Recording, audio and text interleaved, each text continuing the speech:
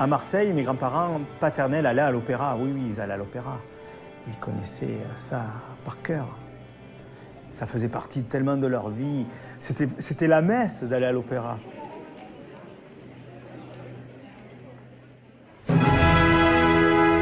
Avec l'émigration italienne, l'opéra de Marseille a connu son apogée entre la deuxième partie du 19e jusqu'à la Deuxième Guerre mondiale, où on jouait tous les jours, sauf le relâche le lundi.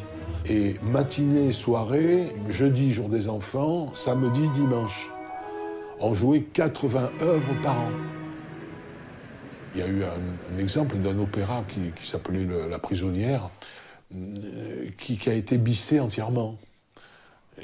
Les gens, à la fin, ils demandaient un bis, ils tapaient les pieds, tout ça. Le chef, il reprend le final.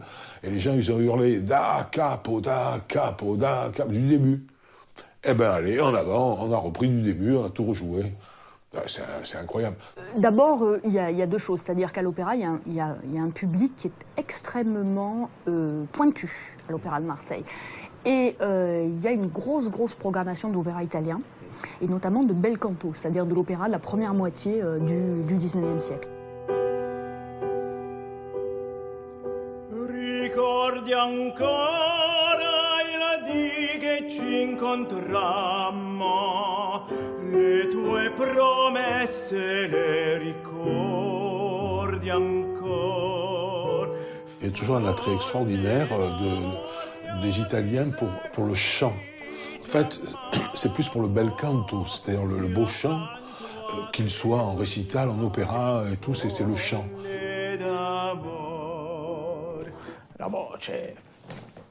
Oui, moi je trouve que c'est la voix qui... Cet héritage de chanter à pleine voix, c'est resté, ça fait partie de l'essence italienne, ça. La voix, chanter. Bon, ils l'ont dans les gènes depuis longtemps, ils ont inventé l'opéra, hein. C'est Monteverdi, le premier, et puis il y a eu les plus grands, quoi. Hein. Donc après, ma foi, on est mozartien, on est wagnérien, ce qu'on veut, mais enfin, si on oublie Verdi, Puccini, Rossini, on loupe un gros truc, quand même. Bon, je pense surtout à Verdi et à Puccini, qui sont vraiment les maîtres de cette émotion-là. Puccini, dès qu'il y a des deux accords de Puccini, on a les poils qui se dressent, parce qu'ils savaient bien faire ça. Et c'est vrai que bon, je vais à l'opéra, mais je veux dire, franchement, je ne suis pas un grand passionné, donc après ça me fait plaisir forcément, mais ce n'est pas une passion, sincèrement. Moi, c'est vraiment la chanson napolitaine, oui.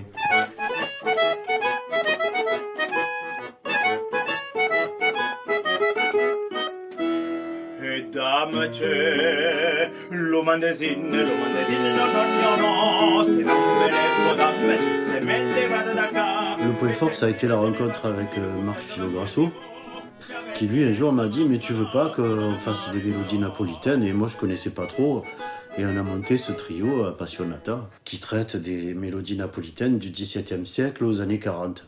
Et je me suis aperçu qu'il y avait des chansons que, en fait, j'avais entendues toute ma vie. J'y ai jamais fait attention, mais d'un coup j'écoutais ça et je me disais merde, ma mère elle chantait ça.